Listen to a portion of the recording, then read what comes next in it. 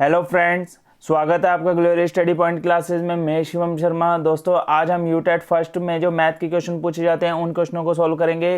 दोस्तों, इन क्वेश्चनों को करने के बाद जो मैथ के क्वेश्चन है आपकी उंगलियों पे नाचने लगेंगे, ये मेरी गारंटी है। यानी आप मैथ के क्वेश्चनों को देखते ही उनका आंसर जज करके क्लिक करके डायरेक्ट ही उस पर आंसर आप अपना लगा देंगे। आपका आंसर बिल्कुल 100% राइट जाएगा, इसकी मैं गारंटी देता हूँ। वीडियो में मेरे साथ लास्ट तक जरूर बन रही है। चैनल पे नहीं है तो चैनल को सब्सक्राइब कर ले, बेल आइकन को प्रेस कर लें ताकि इसी तरीके की आपकी वीडियो आपको मिलती रहे। तो आइए वीडियो को स्टार्ट करते हैं। दोस्तों देखो, जिन बच्चों ने काफ़ी लंबे समय से मैथ के क्वेश्चनों को नहीं किया है, जिनको इस चीज़ का नहीं पता कि मैथ में हम क्वेश्चनों को कैसे सोल्व करेंगे, हालांकि बच्चे कोशिश तो बहुत करते हैं मैथ के क्वेश्चन करने की। कई बच्चे ऐसे होते हैं जिन्होंने 10th में भी मैथ नहीं लिया है, आगे भी उनकी मैथ की स्ट्रीम नहीं है और आगे ग्रेजुएशन करने के बाद भी वो मैथ से जुड़े नहीं है। फिर उन्हें क्या होता है कि क्वेश्चन करने में हल्की सी परेशानी महसूस होती है, वो कहीं पे कोई फॉर्मूला भूल जाते हैं या कई चीज़ें भूल जाते हैं। तो आज मैं आपको ऐसी शॉर्ट ट्रिक बताऊंगा जिसके जरिए आप क्या करेंगे, क्वेश्चनों को बहुत अच्छे से जज कर लेंगे। बट आपको थोड़ा सा मेरा एक काम करना होगा कि आप क्या करेंगे, एक कॉपी पेन ले लेंगे, जो चीज़ें मैं आपको बताऊंगा उसको अच्छे से आप क्या कर लेंगे, नोट कर लेंगे, ताकि आपको ये ध्यान में रहे कि हमने जब ये वीडियो में देखा था तो हमने क्या करा था। इन चीज़ों को आपके दिमाग में फिट हो जाएगा कि हमने किस तरीके से उन क्वेश्चनों को सोल्व करा था। तो आइए वीडियो को स्टार्ट करते हैं। ठीक है, वीडियो को लास्ट तक जरूर देखें ताकि आपका एक एक कंसेप्ट क्लियर हो जाए। ठीक है, तो आइए वीडियो को स्टार्ट करते हैं। देखो, सबसे पहला क्वेश्चन है आपका मैथ का सामने। ये मैं आपको गारंटी दे रहा हूँ कि आप इन क्वेश्चनों को करने के बाद आपको कोई भी क्वेश्चन टफ नहीं लगेगा मैथ का एग्जाम में। ये क्वेश्चन जो आपके मैथ के 30 क्वेश्चन होते हैं, अगर आप इसमें 20+ स्कोर नहीं करते हैं तो आपका रिजल्ट काफ़ी डाउन हो जाता है। यूटेट का आपके उसमें स्कोर क्या हो, काफ़ी डाउन आ जाएगा। अगर मैथ के आप 20 क्वेश्चन प्लस कर देते हैं तो और अदर सब्जेक्ट में आप क्या कर लेंगे, अच्छे नंबर भी खींच सकते हैं। ठीक है, तो इस चीज़ का थोड़ा सा आप ध्यान रखेंगे। तो मैथ के क्वेश्चन आपके लिए बहुत ज़्यादा इंपॉर्टेंट है। कम से कम 30 में 20+ तो आपको करने होंगे, तभी आपका स्कोर क्या होगा, काफ़ी अच्छा होगा। क्योंकि आपको खुद को पता है कि इंग्लिश का पोर्शन ज़्यादा से ज़्यादा बच्चों का अच्छा नहीं होता, क्योंकि इंग्लिश में ज़्यादा बच्चे अच्छे से टिक नहीं कर पाते। उनके अकॉर्डिंग तो वो सही होते हैं बट वो सही नहीं हो पाते, क्योंकि इंग्लिश में जज करना बहुत ज़्यादा मुश्किल पड़ जाता है। ठीक है, इंग्लिश मीडियम के बच्चे तो लगभग काफ़ी अच्छा जज कर लेते हैं, बट हिंदी मीडियम के बच्चों को थोड़ी सी प्रॉब्लम सामने उनको देखने को मिलती है। तो आइए वीडियो को स्टार्ट करते हैं। सबसे पहला क्वेश्चन जो है हमारा, ठीक है, सबसे पहला क्वेश्चन देखोगे आपके सामने लिखा हुआ है यहाँ पे 4/9 यानी 4/9, 10/21 तथा 20/63 का महत्तम समापवर्तक क्या होगा। देखो, समापवर्तक बताना है। ऑप्शन आपके सामने लिखा है 2/63, 4/100। चलो इंग्लिश में बोल लेते हैं, कोई दिक्कत नहीं। ठीक, कई बच्चों को हिंदी में थोड़ा अजीब लग रहा होगा, चलो यहीं से बोल लेते हैं। पहले देखो, क्वेश्चन में दे रखा है 4/9, 10/21 एंड 20/63 यानी 4/9, 10/21 और 20/63 का महत्तम समापवर्तक निकालना है। महत्तम समापवर्तक का मतलब होता है आपका HCF।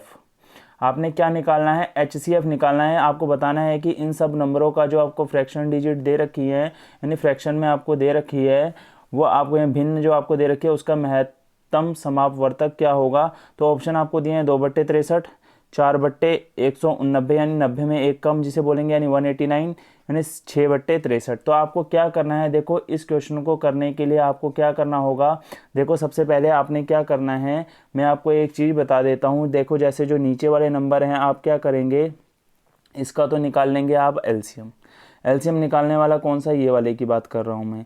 जैसे 9, 21 और 63 का आप जब एलसीएम निकालेंगे, तो 9, 21 और 63 का जब आप एलसीएम निकालेंगे तो आपने क्या करना है इसमें, ठीक है, पहले इसे 3 से भाग करेंगे, 3 3 9 हो जाएगा, 3 7 21 और क्या हो जाएगा, 3 दूनी 6 और 3 एकम 3 यानी 21 आ गया। फिर 3 से डिवाइड करेंगे, 3 एकम 3 हो जाएगा।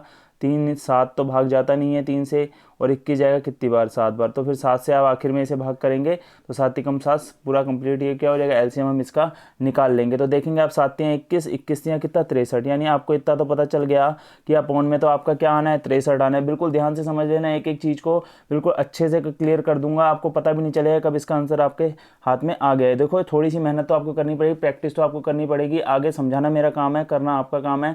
हमने इस बार यूटेट का जो एग्जाम है क्लियर करना है बिल्कुल अच्छे तरीके से। देखो, नीचे वाला आंसर आपका आ गया है। देखो, ये दो क्वेश्चन आपके समझ में आ रहे हैं, ये दो आंसर आपको लगता है कि अब ये दो आंसर हमारे हो सकते हैं। अब इन दोनों में से ये वाला तो रॉन्ग हो गया है।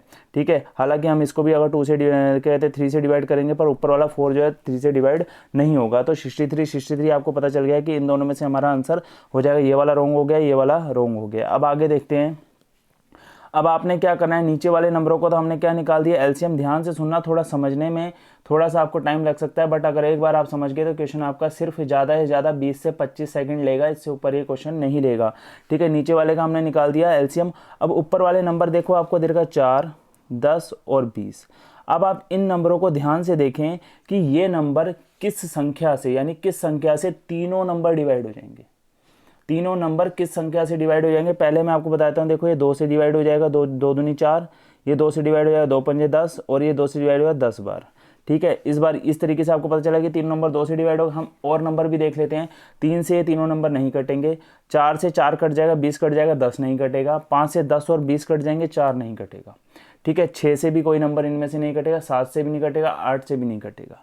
ठीक है, तो हमें पता चल रहा है कि हमारा कॉमन फैक्टर क्या आ रहा है। इन सब का कॉमन फैक्टर बोले तो जो तीनों नंबरों को आसानी से क्या कर दे, भाग कर दे। देखो, मैं कोई एचसीएफ नहीं निकाल रहा हूँ, कुछ नहीं बता रहा हूँ आपको, सिंपल तरीका बता रहा हूँ कि आपने तीनों नंबर लेने हैं और तीनों नंबरों में देख लेना है कि इन तीनों नंबरों को कौन सा ऐसा नंबर है जो आसानी से क्या कर दे, काट दे। तो वो आसानी से तीसरा कौन सा नंबर है, 2 है, तो आपका आंसर कौन सा राइट हो जाएगा, बी वाला आपका ऑप्शन क्या हो जाएगा, राइट हो जाएगा। देखो, आपके सामने बिल्कुल इजी वे में मैंने इस क्वेश्चन को क्या कर दिया है, खत्म कर दिया है। तो आइए देखते हैं अपने नेक्स्ट क्वेश्चन हमारा क्या होगा। देखो, ऐसे ज़बरदस्त क्वेश्चन है ये, अगर आपने इनको कर लिया तो आपका यूटेट एग्जाम में कोई भी क्वेश्चन बचने वाला नहीं है, इस चीज़ की मैं गारंटी लेता हूँ। ठीक है, आप देखेंगे एक बार करके एक एक करके क्रमशः 20% और 15% की छूट दी। पहले दी है 20% की, फिर दिया हमें 15% की छूट देने के बजाय एक साथ छूट दें। यानी कह रहा है कि अगर कोई व्यक्ति को कोई सामान लिया या कोई वस्तु अगर उसने खरीदी, तो उसने जब वस्तु ली तो उसे एक एक करके छूट ना देने की बजाय उसने क्या करा, पहले 20% देनी थी, फिर 15% देनी थी छूट, पर उसने क्या करा, 15 और 20% एक साथ ना, अलग अलग ना देके एक साथ उसे छूट दे दी। तो छूट देनी कितनी पड़ेगी, उसे कितनी छूट देनी पड़ेगी। तो यहाँ देखो, हमारे सामने ऑप्शन दे रखा है 32, 35 एंड 70.5 एंड 17, हमें ये ऑप्शन दे रखा है। तो देखो, इस क्वेश्चन को करोगे कैसे, बिल्कुल सिंपल तरीका बता रहा हूँ, बिल्कुल अच्छे से आप इस चीज़ को समझ लेंगे। तो देखो, पहले जो हमें छूट दे रखी होती है, यानी 20 और 15 दे रखा है, तो आप लिखेंगे 20 + 15। पहले आप क्या करेंगे, 20 और 15 को क्या कर लेंगे, आपस में जोड़ लेंगे, फिर आप बीच में से लगाएंगे माइनस का निशान। फिर आपने क्या करना है, 20 और 15 की आपस में क्या करनी है, गुणा करनी है, और बट्टे में लिख देना है 100। सिंपल सी बात, आप अच्छे से समझ लें। इसे क्या करना है आपने, पहले जो हमें क्रमशः, अगर हमसे कुल छूट यानी पूरी समतुल्य छूट पूछेगा कि कुल कितनी छूट हमें इसे टोटल अगर इकट्ठी करके दे दें तो कितनी छूट मिलेगी, तो इस चीज़ को आपने देखना है। कुल यानी आपने टोटल छूट निकालनी है कि कितना आपको डिस्काउंट दिया जाएगा। तो आपने क्या करना है, पहले 20 और जितनी छूट दे रखी है उसको आप जोड़ लेंगे, 20 और 15 को जोड़ लेंगे। फिर आप क्या करेंगे, माइनस का निशान लगाएंगे, यानी घटाने का निशान लगाएंगे। फिर आप क्या करना है, 20 गुणा 15 कर देंगे, 20 की 15 से गुणा करके, खाली 20 और 15 की गुणा करनी है, इस चीज़ का ध्यान रखना। आगे इस वाले पोर्शन से आपको कोई मतलब नहीं, ये आपका अलग हो चुका है। माइनस लगाने के बाद 20 और 15 की गुणा करेंगे, तो इन दोनों की गुणा करके आपका देखो यहाँ पे 20 और 15 को जोड़ेंगे तो आपका आ जाएगा 35। इस चीज़ का आप ध्यान रखें। माइनस इसकी गुणा करेंगे तो 300 आ जाएगा, बट्टे में आपका कितना है, 100 है। 100 से आप किसको भाग करेंगे, 300 करेंगे तो 3 बार कटेगा। तो आप यहाँ देखेंगे 35 में से आपने क्या करना है, 3 को माइनस कर देंगे, तो आपका कितना आ जाएगा, 32 आपका आंसर आ जाएगा। यानी आपका आंसर कितना आ गया, 32%। जो सी वाला ऑप्शन है आपका क्या हो जाएगा, राइट हो। देखो, इसी तरीके से सारे क्वेश्चनों को हम क्या करेंगे, फटाफट सोल्व कर दें। आइए आगे देखते हैं हम। ध्यान से देखेंगे आप, यहाँ पे बहुत ही बढ़िया क्वेश्चन है, ओरल तरीके से बता रहा हूँ, अच्छे से समझ लेंगे, 1 मिनट में ये क्वेश्चन आपका सोल्व हो जाएगा। यहाँ पे देखेंगे आपने क्या करना है, आपका जो है 93 नंबर वाला क्वेश्चन है। आपने क्या करना है, देखो यहाँ पे हमसे बोल रहा है यदि ABC का माध्य मतलब जब हम इन सबको जोड़ के इसके टोटल से क्या करते हैं, भाग कर दें, तो हमारा माध्य निकल के आ जाएगा। कहने का मतलब ABC का माध्य यानी जो बीच का नंबर होगा वो क्या होगा। यानी आप कोई भी डिजिट ले लें, मान लीजिए 1 2 3 4 5 ऐसे करके आपने नंबर लिख लिए। यहाँ पे हमें कुछ और नंबर दे रखे हैं, 1 3 4 5 ऐसे करके कुछ दे रखा है, और हमसे कह रहा है कि इनका माध्य निकालो। तो आपको पता हो कक्षा 10 में आपने क्या माध्य निकाला है, यानी फ्रीक्वेंसी का टोटल कर देते हैं, फिर इनका इंटरवल का डिफरेंस निकाल लें, यानी इंटरवल के टोटल इंटरवल को जैसे मान लो 0 से 5 दिया है या 10 दिया, इन सबको जोड़ के 2 से भाग करके इनकी आपस में गुणा लगा के हम क्या करते हैं, टोटल करते हैं, फिर इसके टोटल से उसे भाग कर देते हैं। अब हमें यहाँ पे ऐसा कुछ नहीं करना है, कक्षा 10 में आपने पढ़ा होगा। ये छोटा सा क्वेश्चन है, बिल्कुल फटाफट हम इसे सोल्व कर देंगे। ध्यान से देखें क्या कह रहा है, A B B C का माध्य क्या M है। तो यानी आप क्या लिखेंगे, A + B प्लस सी बट्टे 3, क्योंकि 3 नंबर है तो बट्टे में 3 आ गया, बराबर कितना है, m के बराबर है। सिंपल सी बात समझ गए। अब आपने क्या करना है, इसके बाद दोनों तरफ आपने क्या कर देना है, वर्ग कर देना है। सिंपल सी बात, आप क्या करेंगे, दोनों तरफ वर्ग कर देंगे। तो अब डिजिट जो आएगी देखो सामने आपके क्या आ जाएगी, a प्लस बी प्लस सी का वर्ग बट्टे में 3 का वर्ग कितना आ जाएगा, 9, और यहाँ पे आ जाएगा m स्क्वायर। ठीक है, अब कितना आ जाएगा आपका, m स्क्वायर आपका आ जाएगा। इससे आगे आपने क्या करना है वो भी मैं आपको बता देता हूँ। देखो a प्लस बी प्लस सी के होल स्क्वायर का फॉर्मूला आपका क्या होता है वो भी लिखते हैं। पहले यहाँ पे लिख लेंगे a square plus B square plus C square plus 2ab plus 2bc plus 2ca। ठीक है, ये आपका फॉर्मूला होगा। बट्टे में आपका क्या आ जाएगा, 9 आ जाएगा, बराबर में आप m स्क्वायर लेके चलेंगे। अब ध्यान से देखना, इस पूरे उसमें 2ab plus 2bc plus 2ca में आपको 2 कॉमन दिख रहा है, तो आप एक काम करेंगे, यहाँ से जब 2 कॉमन लेंगे तो ये डिजिट आपकी बन जाएगी a square plus B square plus C square plus 2। अब आगे जो आपका A B plus B C plus C A बच रहा है उसका मान आप देखेंगे क्वेश्चन में आपको कितना दे रखा है। क्वेश्चन में आपको उसका मान दे रखा है ए बी, ये देखिए A B plus B C plus C A जो बचा है उसका मान आपको 0 दे रखा है। तो इस पूरे की जगह आप 0 रख देंगे। बट्टे में आपका कितना है, 9 है। ठीक है, बट्टे में आपका कितना है, 9 आ जाएगा। बट्टे में आपका कितना आ जाएगा, 9 आ जाएगा। बराबर में आपका क्या है, m स्क्वायर है, आप यहाँ जानते हैं। ठीक है, m स्क्वायर है। अब देखो 2 की 0 से गुणा करेंगे तो ये वाली डिजिट आपकी कितनी बन जानी है, 0 बन जानी है। तो a square plus B square plus C square plus 0 बराबर आपका, बट्टे में पहले 9 लिख लेते हैं, यहाँ m स्क्वायर है। तो अब आप एक काम क्या करेंगे, इस 9 को आपने क्या करना है, 3 गुणा 3 में तोड़ देना है। तो हम थोड़ा इसे हटा लेते हैं, देखते हैं, दोबारा से लिख देता हूँ मैं। आप क्या करें, 9 को आप 3 गुणा 3 में तोड़ लेंगे तो यहाँ पे आपकी नंबर जो बनेगा a square plus B square plus C square upon 3 गुणा 3 बराबर m स्क्वायर।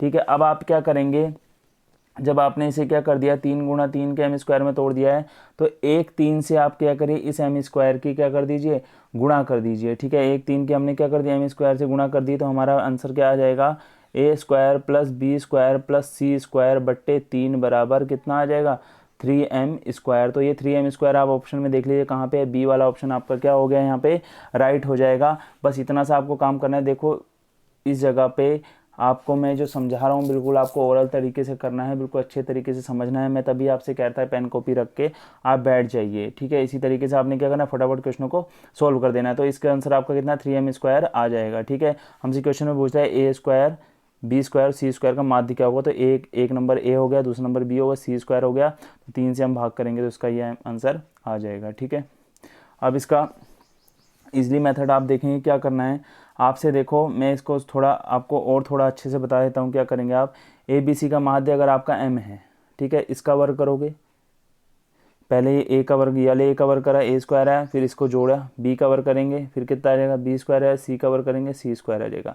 आपने क्या करना है, तीनों का 3 आ जाएगा। देखो आप इसको 3 लिखें, हमने माध्य का यहाँ पे जब इन नंबरों का वर्ग करा तो माध्य का भी वर्ग करेंगे तो ये भी कितना आ जाएगा, 3m स्क्वायर आ जाएगा। तो ऐसे भी आप इसका आंसर जज कर सकते हैं। ठीक है, देखो मैथ को हमने क्या करना है, बिल्कुल अच्छे तरीके से समझना है। यहाँ पे देखेंगे 2 संख्याएं 1:2 के अनुपात में हैं। यदि प्रत्येक में क्या करें 7 जोड़ा जाए तो उनका अनुपात 3:5 हो जाता है। तो दोनों में सबसे बड़ी संख्या आपकी क्या होगी। तो देखो बिल्कुल बढ़िया क्वेश्चन है। सबसे पहला अनुपात आपको क्या दे रखा है, 1:2। फिर उसमें क्या करना है, आपने 7 को जोड़ना है। फिर बराबर में आपने कितना लिख देना है, 3:5। देखो अनुपात का निशान जब हम हटाते हैं तो भागा में यानी अपोन में चले जाते हैं, जब बट्टा बोलते हैं उसमें चले जाता है। तो यहाँ पे 1/2 हो जाएगा और वहाँ पे 3/5 हो जाएगा। तो आइए सोल्व करते हैं इसको फटाफट। देखेंगे यहाँ पे क्या करेंगे, पहले वाले नंबर को आप x मान लीजिए, यानी इसको x और इसको 2x मान लेंगे आप। ठीक है, हमने मान लिया कि एक संख्या हमारी x और दूसरी संख्या हमारी क्या हो जाएगी, 2x हो जाएगी, क्योंकि 1 की किसी से भी गुणा करो तो वही आता है। ठीक है, अब यहाँ पे क्या होगा, x + 7, यानी क्या करना है आपने, तो प्रत्येक दोनों में क्या करना है, 7 जोड़ देना है। तो नीचे वाले में 2x प्लस कितना हो जाएगा, 7 हो जाएगा। बराबर में आपका अनुपात कितना आ रहा है, 3/5। 5 से तिरछी गुणा इधर लगाओ, 3 से तिरछी गुणा इधर लगाओ। 5 से x की गुणा करोगे तो 5x आएगा। 5 7 कितना हो जाएगा, 35। बराबर 7 3 कितना, 2 3 कितना हो, 6x हो जाएगा, और 7 3 कितना हो जाएगा, 21। अब एक काम आपने क्या करना है, इस 5 को ले जाइए यहाँ पे इस तरफ, मतलब 6x के सामने, और 21 को ले आइए इस तरफ। इस चीज़ का थोड़ा सा ध्यान रख लें।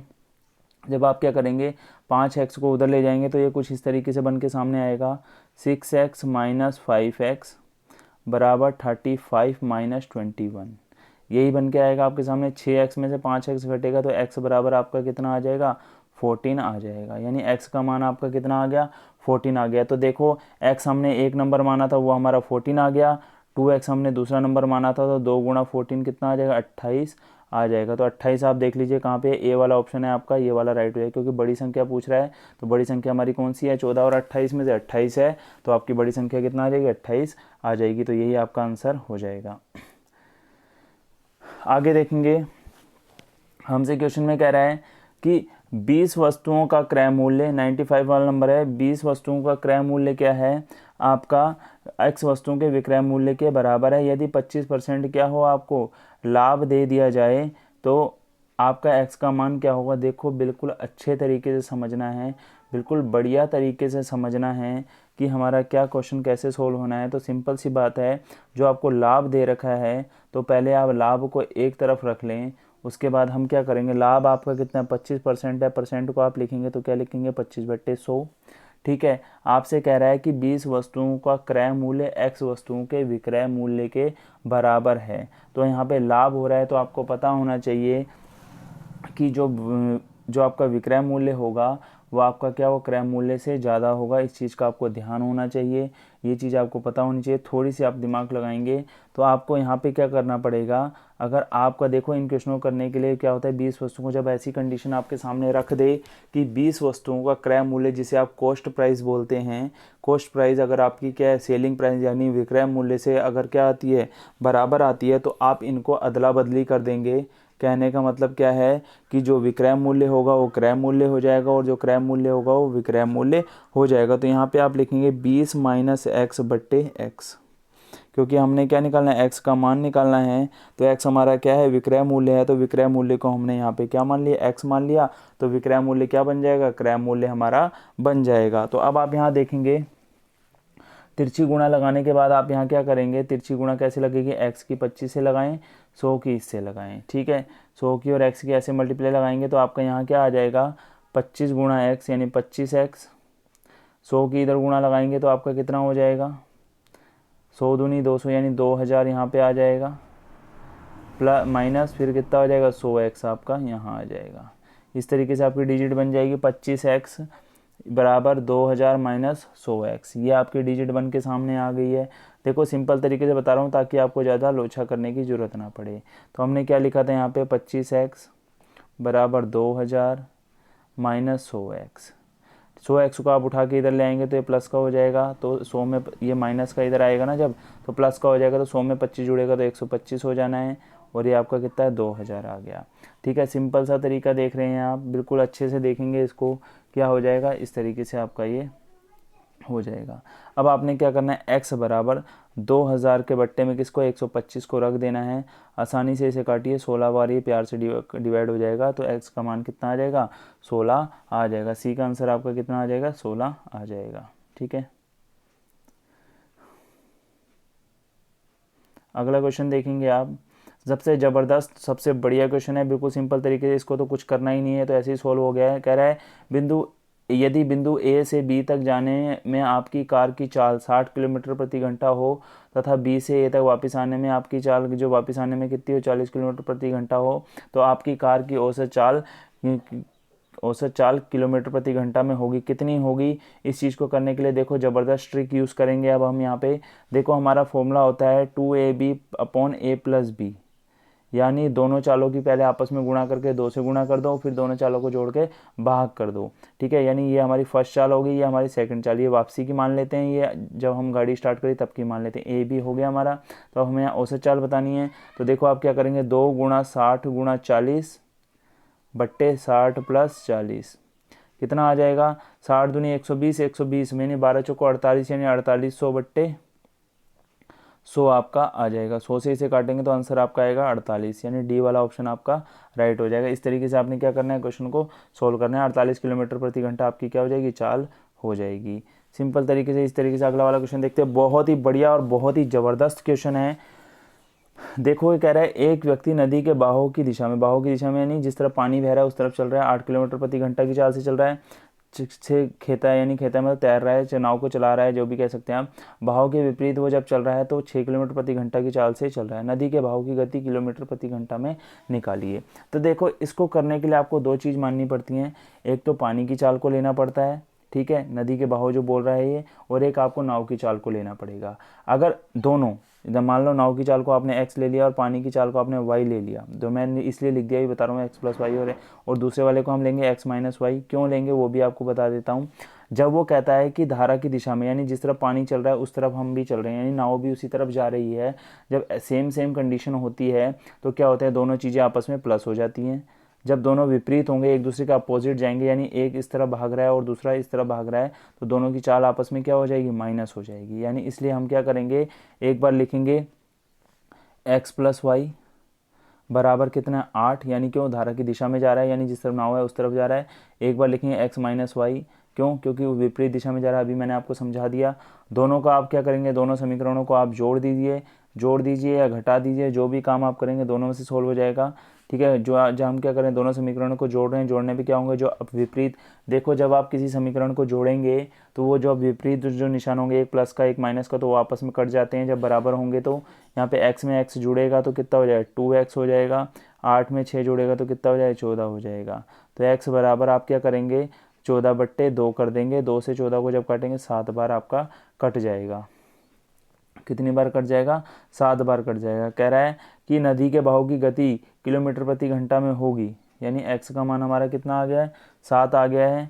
अब हमसे कह रहा है y का मान, हम नदी की हमने क्या मान रखा है, नदी नाव की चाल को हमने x माना था, नदी की चाल को हमने क्या माना था, y माना था। तो अब यहाँ देखेंगे जब x का मान हमारा कितना आ गया, 7 आ गया, तो y का मान हमारा कितना आ जाएगा, देखो x का मान इस समीकरण में रख देंगे हम, तो यहाँ 7 प्लस वाई बराबर 8, तो 8 माइनस 7 कितना हो जाएगा, 1 आ जाएगा। क्यों, y को हम यहाँ रखेंगे, तो 8 माइनस 7 बराबर कितना होगा, 1। तो आंसर ए वाला जो आपका हो जाएगा राइट हो जाएगा। बिल्कुल अच्छे से पेन कॉपी को रख लीजिए और अच्छे से नोट कर लीजिए। देखो थोड़ा सा तेज़ इसलिए बोल रहा हूँ क्योंकि हमने 30 क्वेश्चन करने हैं। 30 क्वेश्चन करने में अगर मैं आराम से बोलूँगा तो 2-2.5 घंटे खप जाएंगे। तो मैं सोच रहा हूँ कि 30 से 40 मिनट में इसको कंप्लीट कर दें। देखो काफ़ी अच्छा क्वेश्चन आ गया है, 1 किलोमीटर आपका आंसर इसका आ गया था। अब आगे आप देखेंगे, यहाँ पे लिखा है 45 लीटर के मिश्रण में दूध या पानी का अनुपात कितना है, 3:2 है। कितना पानी और मिलाया जाएगा, अनुपात 9:10 हो जाए, कितना हो जाए, 9:10 हो जाए। तो आप यहाँ किस क्वेश्चनों को देखो ज़बरदस्त तरीके से, बिल्कुल बेहतरीन तरीके से आप करेंगे। देखो यहाँ पे क्या करना है, पहले जो हमें अनुपात दे रखा है इसको पहले हम लीटर में कन्वर्ट कर लेते हैं कि कितने लीटर दूध और कितने लीटर पानी है। तो देखो 45 लीटर है, 45 को 3 में करेंगे तो यहाँ पे लिखेंगे आप 45 गुणा 3/5। क्यों, अगर हमें ऐसा निकालना होता है कि देखो अभी हमें अनुपात दिया, हमें नहीं पता कितना दूध कितना पानी, ठीक है, हमें नहीं पता। तो अगर हमें ऐसी चीज़ निकालनी है तो पहला रेशो दूध का दे रखा है, यानी दूध लिखा है पहले, तो पहला रेशो दूध का होगा।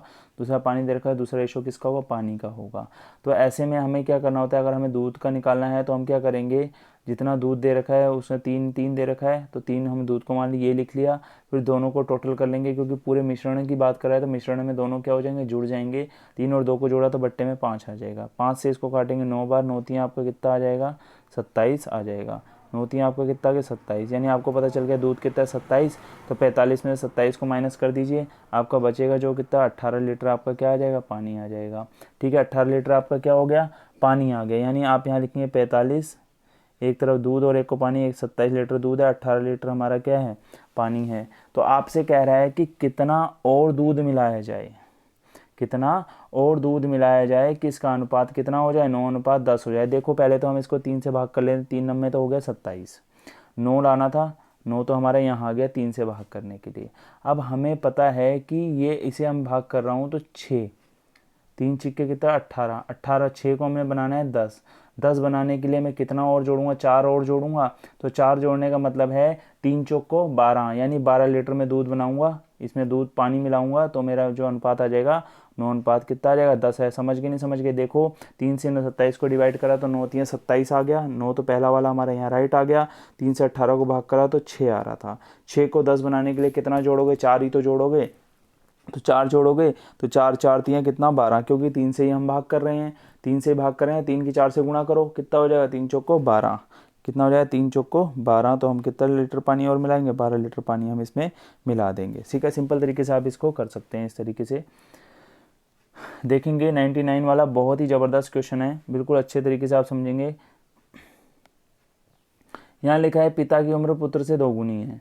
20 वर्ष पूर्व पिता अपने पुत्र से 12 गुना था, उम्र दराज था, दोनों की वर्तमान उम्र क्या होगी। देखो बहुत अच्छा क्वेश्चन है, बिल्कुल प्यार से कर लेंगे। देखो क्या करना है, वो कह रहा है कि 2 गुनी किससे, पुत्र की उम्र से। 20 साल पहले की बात कर रहा है, तो 20 साल पहले मान लिया जाए पिता की उम्र क्या है, 2x है, और बेटे की उम्र x मान ली हमने। ठीक है, ध्यान से देखेंगे।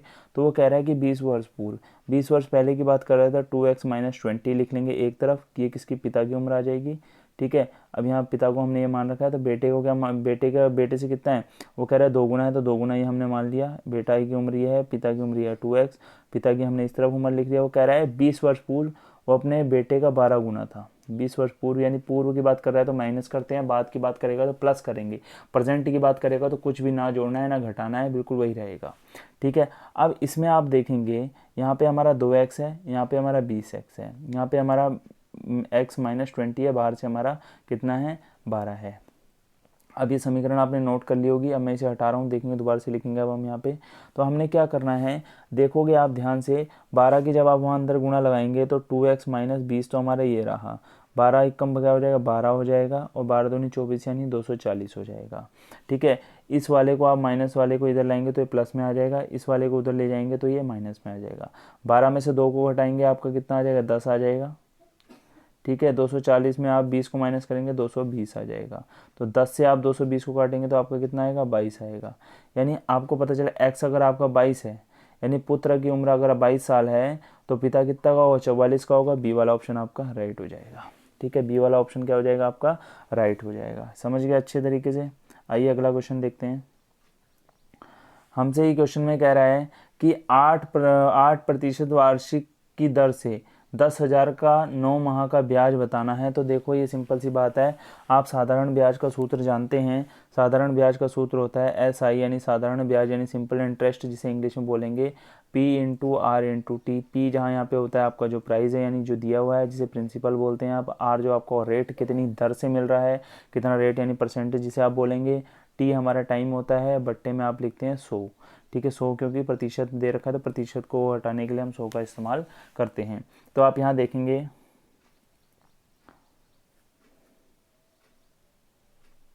ठीक है, यहाँ आप देखेंगे किस तरीके से हमने सोल्व करना है इसे। तो यहाँ पे देखेंगे आप ऐसा ही निकालना है आपने, सिंपल इंटरेस्ट यानी ब्याज की दर क्या होगी हमें ये बताना है। तो आप ये लिखेंगे 10,000 गुणा कितने परसेंट है, 8%, 10,000 लिख लें यहाँ पे, गुणा देखो 9 माह की बात कर रहे हैं तो 9/12 लिखना पड़ेगा। साल की बात करेंगे हम, क्योंकि एक साल में कितने 12 महीने होते हैं, तो 9/12 हमें इसलिए लिखना पड़ेगा। 9 माह का हम ऐसे नहीं निकाल सकते डायरेक्ट लिख के, क्योंकि हमें नहीं पता कि एक महीने में कितने रुपए हमें मिल रहे हैं। तो 2 जीरो से आप 2 जीरो को काट दिए, 4 से इसे काटेंगे 4 दूनी 8, 4 तियाँ 12। ठीक है, 3 से इसे काटेंगे 3 तियाँ 9, तो 3 दूनी 6 हो गया, तो 600 रुपया है कहीं पे, यहाँ पे आंसर आ जाए 3 दूनी 6, 6 की 100 से गुणा करी, 600 आपका आंसर आ जाएगा। बिल्कुल अच्छे तरीके से आप समझ गए होंगे, चुटकियाँ बजाते ही क्वेश्चन सोल्व होंगे, सब आपके हाथ में आ जाएंगे क्वेश्चन, ये बिल्कुल पता भी नहीं चलेगा आपको। यहाँ पे देखो बहुत ही ज़बरदस्त क्वेश्चन, बहुत ही बढ़िया क्वेश्चन, बहुत ही आसान क्वेश्चन। x - 2 से विभाजित हो जाता है कौन सा व्यंजक, ये वाला व्यंजक। तो a का मान क्या होगा ये आपको बताना है। देखो बिल्कुल अच्छे तरीके से समझा रहा हूँ, ध्यान से समझ लेना। आपको अगर x - 2 दिया है तो आप बराबर में पहले इसको 0 ले लेंगे, फिर x बराबर आप क्या लिख लेंगे, 2 लिख लेंगे। क्यों, माइनस का उधर जाके प्लस में बदल जाएगा, तो x बराबर कितना हो जाएगा, 2 हो जाएगा। कितना हो जाएगा, x बराबर 2 हो जाएगा। x का मान कितना आ गया, 2। तो जब x का मान 2 आ गया तो x का मान आप यहाँ पे रख दीजिए, जहाँ जहाँ आपको x दिख रहा है ये इस जगह पे आप क्या रख देंगे, 2 रख देंगे। तो कैसे रखेंगे, देखो 3 गुणा 2 का वर्ग माइनस 6 गुणा 2 प्लस a बराबर में आप क्या लेंगे, 0 लेंगे। क्यों, क्योंकि हमें मान निकालना है। जब हम किसी चीज़ का मान निकालते हैं तो उसके बराबर में हमें समीकरण के क्या रखना पड़ेगा, 0 रखना पड़ेगा। तो देखो यहाँ 3 गुणा 2 का वर्ग कितना होता है, 4 माइनस 6 दूनी कितना हो जाए, 12 प्लस a बराबर कितना है, 0। ठीक है, इतना आपने नोट कर लिया। मैं अब इसके बाद यहाँ लिख रहा हूँ, इधर की तरफ आप यहाँ देखेंगे तो 3 चौको कितना हो जाए, 12 माइनस 12 प्लस a बराबर 0। तो 12 से 12 कट जाए, 0 आ जाएगा। तो a का मान कितना आ जाएगा, 0 आ जाएगा। यहाँ पे a का मान कितना आ जाएगा, 0 आ जाएगा। लिखा है 3 अंकों की कुल कितनी संख्याएं 6 से विभाजित हो जाएंगी। देखो ये बहुत ही बढ़िया, बहुत ही ज़बरदस्त क्वेश्चन है। इस क्वेश्चनों को करने के लिए आपको क्या है, अगर आपने 10th क्लास के जो मैथ की बुक है उसमें आपने जो एपी वाला जो समांतर श्रेणी बोलते हैं वो चैप्टर आपने अपने पढ़ रखा है अच्छे से, अगर आपको आता है या नहीं भी पढ़ रखा तो आप एक काम करेंगे, क्लास 10th की आप बुक ले लेंगे, उसमें आप एपी वाले चैप्टर पे जाएंगे, यानी जिसे आप समांतर श्रेणी बोलते हैं उस वाले चैप्टर में जाएंगे तो इस तरीके के क्वेश्चन आपको अच्छे तरीके से वहाँ मिल जाएंगे। हालांकि हम यहाँ पे भी सोल्व करवा रहा हूँ मैं उसको, तो आप देखेंगे कैसे। देखो कह रहा है 3 अंकों की हमने संख्याएं देखनी है, आपने देखना है यहाँ पे 3 अंकों की आपने संख्याएं देखनी है। तो आप 3 अंकों की संख्याएं देखेंगे कौन कौन सी होंगी, आप यहाँ पे देखेंगे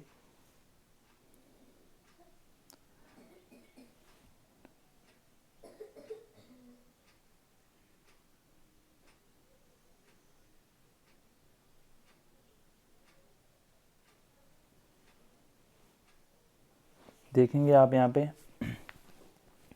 3 अंकों की कुल कितनी संख्याएं हैं,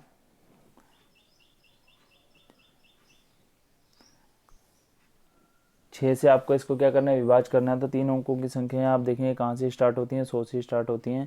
थोड़ा फ़ोन पे किसी का मैसेज आ गया था इसलिए वजह से वो पढ़ने में थोड़ा सा ध्यान इधर हो गया है। ठीक है, दूसरे फ़ोन को साइलेंट करा था, आवाज़ आ रही थी बार बार। तो यहाँ देखेंगे 100 से आपके क्या होंगे, 3 अंक के नंबर स्टार्ट हो जाते हैं और 999 पे आपके वो नंबर क्या हो जाते हैं, समाप्त तो हो जाते हैं। इस चीज़ का थोड़ा सा आप ध्यान रख लेंगे। ठीक है, 3 अंकों की कुल कितनी संख्या होंगी, तो देखो 100 तो आपका 6 से भाग नहीं जाता। ठीक है, तो 3 अंक का ऐसा कौन सा नंबर है जो 6 से डिवाइड हो जाएगा, तो वो आपका कहाँ से 102 से स्टार्ट होगा। आप इनमें जोड़ना स्टार्ट कर दीजिए।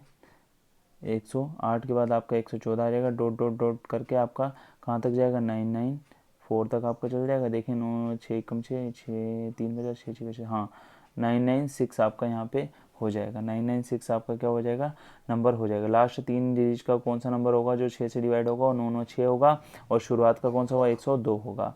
तो देखो जो फर्स्ट वाला नंबर होगा उसे आप A1 बोलते हैं, यानी A बोलते हैं। A1 आपका कितना आ जाएगा, 102।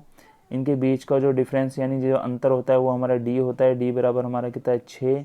हमें कितने नंबर निकालने हैं ये हमें पता नहीं है, क्योंकि हमें बताना है कि कितने नंबर होंगे। जो लास्ट वाला नंबर होता है उसे हम ए एन मानते हैं। क्या मानते हैं, ए एन मानते हैं। तो एन निकालने के लिए हम क्या करेंगे, यहाँ पे ए पी का सूत्र लगाएंगे, एन टर्म वाला, जिसे एनथ वो एनवा पद बोलते हैं। ए एन बराबर हमारा हो जाएगा A plus N minus 1 into D.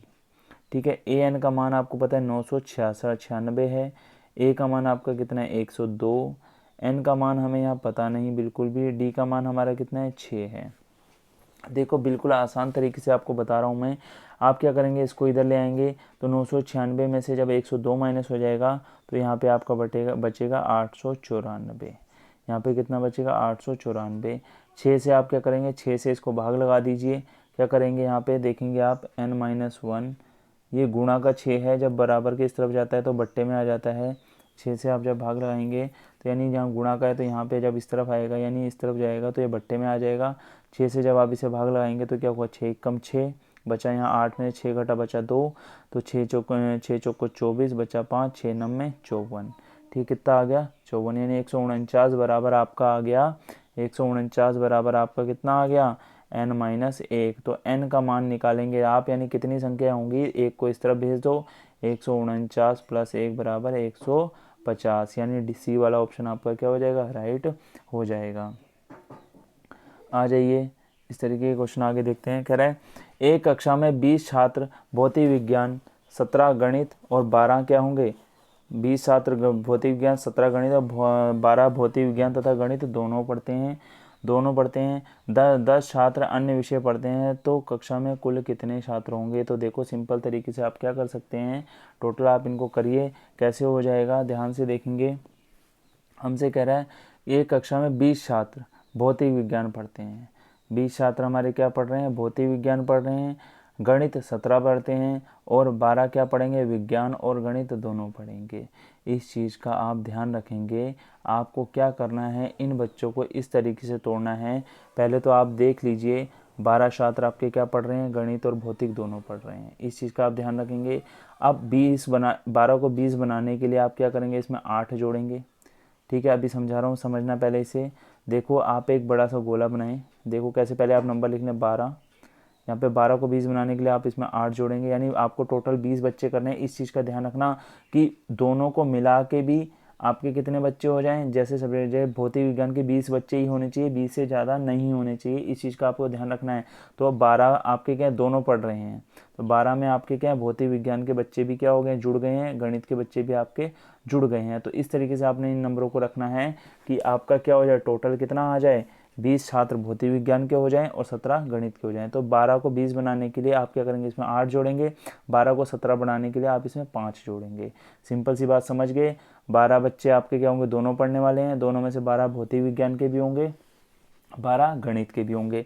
8 इसमें आप जोड़ेंगे तो 20 हो जाएगा, 5 इसमें जोड़ेंगे तो 17 हो जाएगा। ध्यान से समझ रहे हैं बात को, बिल्कुल ध्यान से समझना। टोटल आपने भौतिक विज्ञान के 20 करने हैं, टोटल गणित के 17 करने हैं। हो गए 17, 12 में 5 जोड़ा 17 हो जाएगा, यानी दोनों है ना। 12 में 8 जोड़ोगे तो कितना हो जाएगा, 20 हो जाएगा। ठीक है। उसके बाद कह रहा है 10 छात्र हमारे अन्य हैं, 10 और जोड़ दो। 10 और 5 15, 15 और 12 कितना, 27 और 8 कितना है, 35। आंसर कितना आएगा, 35। बिल्कुल सिंपल तरीके से समझ गए होंगे। देखो सामने आपको एक एक चीज़ समझा रहा हूँ। पहले दोनों पढ़ने वाले छात्रों को ले लो, ठीक है। फिर जो एक छात्र जो है हमारा भौतिक विज्ञान पढ़ता है, तो 12 दोनों पढ़ रहे हैं, 12 तो ये आपके पक्के हो गए। 8 और जोड़ देंगे तो 20 पूरे भौतिक विज्ञान के हो जाएंगे। 5 और जोड़ेंगे 17 गणित के पूरे हो जाएंगे। यानी टोटल इन सब का कर दीजिए, उसमें 10 और जोड़ दीजिए, आपका आंसर आपके हाथ में आ जाएगा। देखो इस तरीके के क्वेश्चन को करने के लिए आपने क्या करना है, पहले तो सबसे पहले आप देख लेंगे ये फैक्टोरियल वाला क्वेश्चन है, ये थोड़ा लंबा क्वेश्चन है, इसको हम छोड़ देते हैं अभी। ठीक है, ये थोड़ा लंबा हो जाएगा क्वेश्चन, तो ये बार बार इसमें लिखना पड़ेगा, तो इस क्वेश्चन को हम अभी रोक देते हैं। अगले वाले क्वेश्चन पे आ जाइए।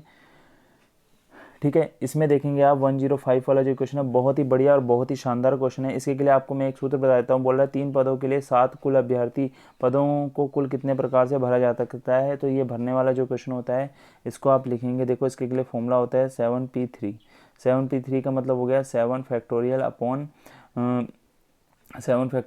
7 माइनस 3 फैक्टोरियल। ठीक है, तो इसको आप जब खोलेंगे तो ये आ जाएगा 7 गुणा 6 गुणा 5 गुणा 4। ठीक है, 4 फैक्टोरियल आपने लिख दिया है, तो 4 फैक्टोरियल आप यहाँ लिखेंगे। बट्टे में आपका कितना है, 7 में 3 जाएगा, कितना है 4 फैक्टोरियल आ जाएगा। 7 में 3 के आपका कितना 4, 4 से 4 को आपने काट दिया, तो 7 छिक्के 42, 42 पंजे आपका कितना हो जाएगा 210, आपका आंसर आ जाएगा। ठीक है, इस तरीके से आपने लिखना है। कह रहा है कि एक वृत्त की परिधि और क्षेत्रफल का आंकिक मान क्या बराबर है, तो व्यास का आंकिक मान आपने बताना है। देखो एक वृत्त की परिधि क्या होती है, 2πr, और उसका क्षेत्रफल क्या होता है, πr²। ठीक है, यहाँ से पाई को काट दीजिए। देखो एक चीज़ मैं आपको बता रहा हूँ, वृत्त की परिधि और वृत्त का क्षेत्रफल। वृत्त की परिधि हमारी 2πr होती है, जो मैंने यहाँ लिख रखी है। वृत्त का क्षेत्रफल πr² होता है, वो मैंने यहाँ लिखा है। पाई से पाई को काट देंगे, r से r के एक घात को कैंसिल करेंगे, तो r बराबर आपका कितना आ जाएगा, 2 आ जाएगा। तो जो वृत्त का जो व्यास होता है, व्यास हमेशा परिधि का दुगुना होता है। वृत्त का व्यास जो होगा परिधि का दुगुना हो जाएगा, तो सी का मान कितना आ जाएगा, सॉरी व्यास का मान कितना, 4 आ जाएगा। आंसर आपका हो जाएगा 4 इकाई हो जाएगा। आंसर आपका कितना हो जाएगा, 4 इकाई हो जाएगा। आगे देखते हैं। कह रहा है इसमें आपसे क्या कह रहा है, देखेंगे आप। इससे अगले वाले में क्वेश्चन में आपका क्या कह रहा है, यदि एक आयत की, यहाँ से आपसे कह रहा है यदि एक आयत की लंबाई 2 गुना तथा चौड़ाई को आधा किया जाए तो नए आयत का क्षेत्रफल कितना बढ़ जाएगा। तो देखो ध्यान से समझेंगे। कह रहा है कि अगर एक आयत की लंबाई पहले l थी, अब बाद में उसे कितना कर दिया, 2l कर दिया। ठीक है, और चौड़ाई पहले b थी, अब उसे b/2 कर दिया। तो कह रहा है हमारा जो क्षेत्रफल पे जो फर्क पड़ेगा वो कितना पड़ेगा। तो देखो ध्यान से, कैसे हम पता करेंगे कि हमारे क्षेत्रफल पे क्या फ़र्क पड़ेगा। तो यहाँ पे देखते हैं, यहाँ पे पहले क्षेत्रफल हमारा l × b था, फिर अब जो वृत्त का क्षेत्रफल होता है लंबाई गुणा चौड़ाई होता है, इस चीज़ को आप ध्यान रखेंगे। अब हमने क्या कर दिया, a' ले लिया, तो लंबाई को दुगुना कर दो और चौड़ाई को क्या कर दो, आधा कर दो, तो इनको काट दो, तो हमारा क्षेत्रफल क्या आएगा, l × b आएगा। यानी क्षेत्रफल पे कोई फर्क नहीं पड़ेगा। इसका आंसर आपका क्या हो जाएगा, b वाला हो जाएगा। 0% रहेगा, जिसे आप बोलेंगे 0%। ठीक है, आपसे क्या कह रहा है इसमें देखेंगे आप। घन के एक पृष्ठ का परिमाप कितना है, 20 सेंटीमीटर है। घन के एक पृष्ठ का परिमाप आपका कितना है, 20 सेंटीमीटर है।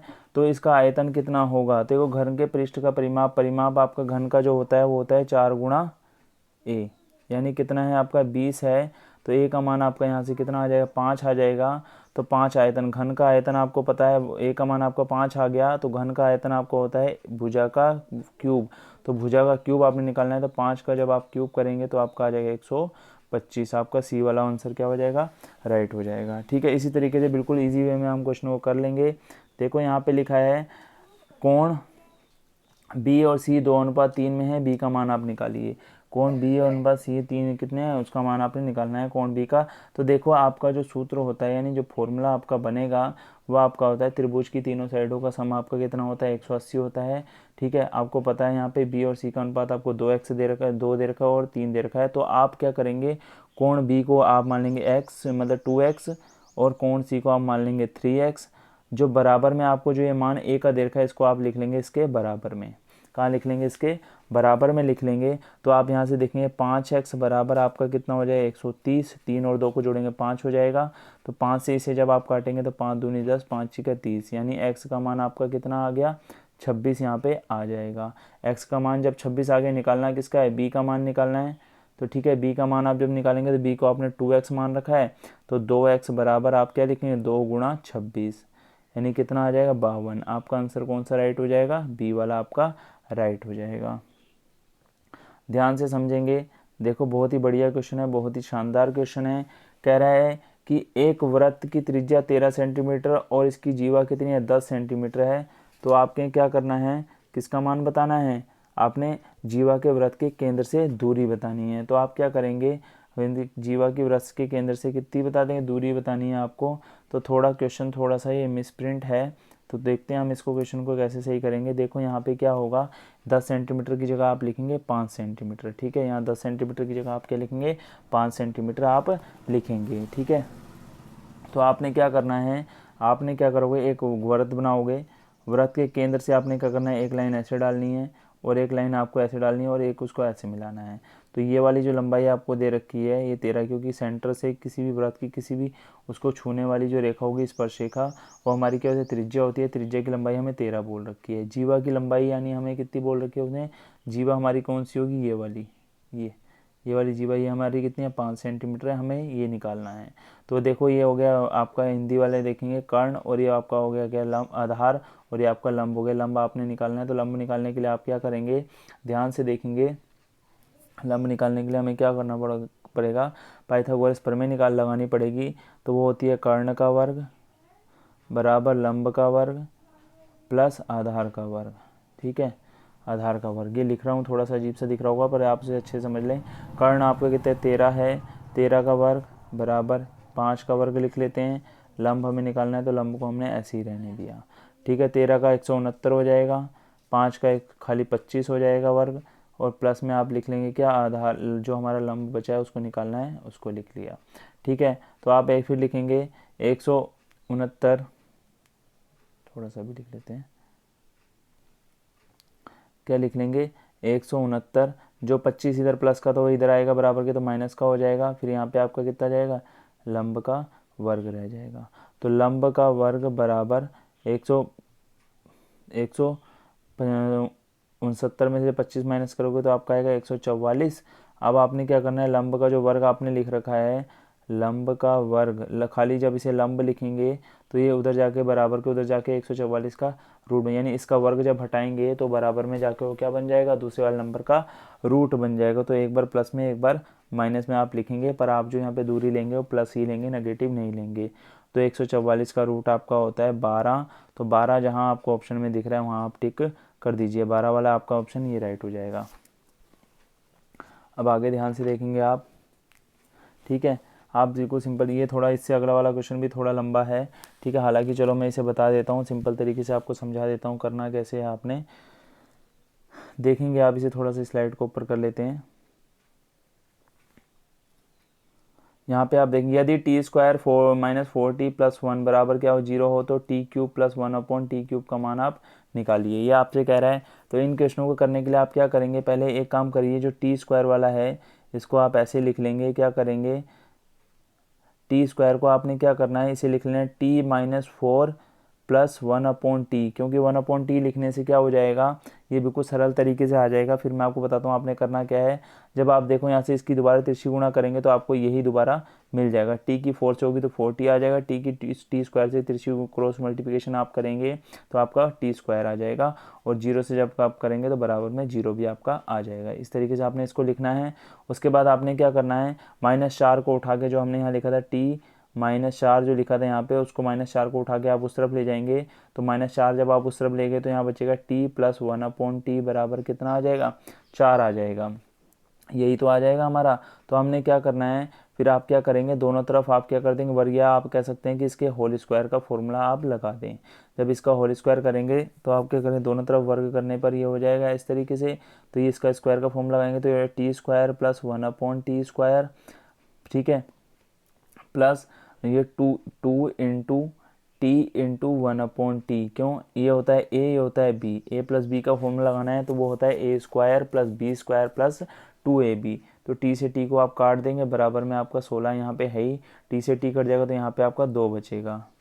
ठीक है, आपका कितना बचेगा, यहाँ पे 2 बचेगा। तो आप यहाँ लिखेंगे T square plus 1/t square बराबर 2 उधर जाके माइनस का हो जाएगा, 16 - 2 आपका कितना आ जाएगा, 14 आ जाएगा। तो T square plus 1/t square बराबर कितना आ गया आपका, 14 आ गया। इस चीज़ को आप ध्यान से रख लें, ठीक है। उसके बाद आपने क्या करना है, आपने टी क्यूब का मान निकालना है। तो टी क्यूब का मान निकालने के लिए क्या होता है, तो देखो a cube minus B cube का जब आप सूत्र लगाते हैं, ये a हो जाएगा, ये बी क्यूब हो जाएगा। तो आप इसका सूत्र लगाते हैं तो होता है a प्लस बी यानी टी प्लस 1/t ब्रैकेट में a स्क्वायर जिसे लिखते हैं यानी T square plus 1/t square यानी b का वर्ग प्लस क्या होता है t यानी a वाला इंटू 1/t। टी से टी कट जाएगा, यहाँ पे आपका 1 बचेगा, ठीक है। नीचे से लिख लेते हैं अब आप यहाँ पे। तो देखो t प्लस 1/t का मान आपका कितना आया था, 4 आया था, ठीक है। a square plus B square का जो मान आपका आया था वो आपको 14 आया था, प्लस आप यहाँ 1 कर देंगे तो आपका आ जाएगा 4, सॉरी यहाँ गुणा का निशान है, प्लस का नहीं है, ये गुणा का लगाएंगे आप यहाँ निशान, 4 गुणा 15, आंसर आपका कितना आ जाएगा, यहाँ पे देखेंगे आप 4 गुणा 15, आंसर आपका कितना आ जाएगा, 4 गुणा 15 नहीं, यहाँ माइनस का आएगा, सॉरी बाय मिस्टेक मैंने यहाँ पे जो ए बी का वैल्यू होता है वो आपका यहाँ पे क्या होगा, माइनस होगा। यहाँ पे जो होता है A square minus A B plus B square होता है, यहाँ पे माइनस आपका आ जाएगा। तो 14 - 1 कितना 13 हो जाएगा, यहाँ पे कितना हो जाएगा, यहाँ पे 13 हो जाएगा। तो 13 चौको आपका कितना आ जाएगा, 52 आ जाएगा, ठीक है। आपसे अगला पूछ रहा है, गणन संख्याओं का ज्ञान किस विधि द्वारा बच्चों को सिखाया जाता है। गणन यानी किसी चीज़ की संख्या का आपको क्या करना है, जानना है, किसी संख्या को गिनना है जिसे आप कहेंगे, तो उसके लिए बच्चों को कौन सा तरीका सिखाया जाता है ये आपको बताना है। देखो नीचे वाले क्वेश्चन अब हमारे पेडागोजी के आगे हैं, बहुत ही बढ़िया क्वेश्चन है हमारे ये। तो कह रहा है गणन संख्याओं का ज्ञान किस विधि द्वारा बच्चों को कराया जाता है। तो देखो पहले लिखा है खेल विधि द्वारा, प्रयोग विधि द्वारा, या ये दोनों के द्वारा, या इनमें से कोई नहीं। तो आपका इनमें से जो आंसर रहेगा गणन विधि का, जो आपका ज्ञान कराने की वाली बात कह रहा है, तो ये आपका ए रहेगा, खेल विधि द्वारा आप क्या कर सकते हैं, बच्चों को गिनना सिखाया जाता है, ठीक है। गणित अधिगम के आंकलन के लिए नींव का कार्य निम्नलिखित में कौन सा शैक्षिक सिद्धांत करता है, यानी पॉजिटिव सेंस आपने यहाँ देखना है। जैसा कि मैं आपको अपने हर वीडियो में कहता हूँ कि आपने पॉजिटिव सेंस को देखना है, तो आपको क्या करें, पाठ्य पुस्तक का सिद्धांत ये भी राइट रहेगा, अधिगम व समानता का सिद्धांत ये भी राइट रहेगा, यानी पाठ्य पुस्तक की सहायता से या बच्चों को क्या कर सकते हैं, गणित के अधिगम के आंकलन करने की नींव आप रख सकते हैं। तो आपका इनमें से ए बी दोनों आपके राइट हैं, तो आपका आंसर नंबर सी आपका क्या हो जाएगा, राइट हो जाएगा। आगे हैं, गणित अधिगम के आंकलन का सिद्धांत निम्नलिखित में कौन सा नहीं है, कौन सा नहीं है। पहला वाला आपका है, दूसरा वाला आपका है, ठीक है। पक्षता का सिद्धांत आप देखेंगे, पक्षपात का तो यहाँ पे कोई नामो निशान नहीं होता, तो आपका सी वाला क्या हो जाएगा, राइट हो जाएगा। ऊपर ये तीनों बिल्कुल राइट हैं, ये बीच वाला जो आपका क्या है, गलत हो जाएगा, यानी 114 का सी वाला आपका रॉन्ग हो जाएगा। यहाँ पे आप देखेंगे बिल्कुल ज़बरदस्त क्वेश्चन है, निम्नलिखित में से गणित अधिगम में स्वयं आंकलन की तकनीक है। स्वयं आंकलन यानी अपने आप से अपने आप से जानने की जो है देखो छानबीन करना है, बिल्कुल सही है। बच्चा जब कोई चीज़ खोजेगा निकालेगा तो उसे पता चलेगा कि हाँ भाई मैं खुद से इस चीज़ को कर रहा हूँ। तुलना करेगा कि हाँ भाई मेरा यहाँ गलत है उसका यहाँ सही है, तो उससे भी होगा। स्वयं विश्लेषण यानी खुद की कमियाँ पहचानना जो है वो भी क्या है उसके गणित के अधिगम को बढ़ाने के लिए क्या अच्छी तकनीक है। तो आपका डी वाला इसमें क्या हो जाएगा, राइट हो जाएगा। तीनों सही है वो, तो डी वाला ऑप्शन आपका क्या हो जाएगा, राइट हो जाएगा। तो कह रहा है निम्नलिखित में से गणित शिक्षा का मुख्य विशेषता है। गणित शिक्षा की क्या मुख्य विशेषता, यानी 116 वाले का जो आपका आंसर रहेगा देखो, सटीक अभिव्यक्ति बिल्कुल राइट है, सुस्पष्ट भाषा का प्रयोग करना बिल्कुल राइट है, ये बिल्कुल सही रहेगा। तो सी वाला ऑप्शन आपका राइट हो जाएगा, सी वाला आपका बिल्कुल सही हो गया है। देखो ध्यान से अगला वाला क्वेश्चन क्या कह रहा है, 1/1 × 2, 1/2 × 6, 1/3 × 4, 1/49 × 50 का मान क्या होगा। तो देखो सबसे सिंपल सी बात, बहुत बढ़िया आंसर इसका आएगा। हम बिल्कुल अच्छे तरीके से आपको समझा देते हैं।